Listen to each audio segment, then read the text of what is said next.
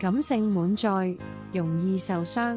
我係子琳，今晚嘅藥方係過分感性之人，永遠最容易被旁人消耗真心。心思柔軟敏感，凡事習慣憑感覺判斷，容易被情緒牽動，對所有人都充滿善意。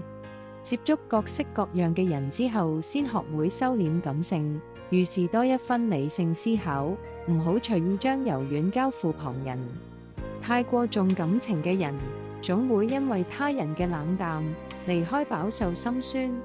一段穩定嘅關係需要理性制衡，淨係感性只會持續內耗。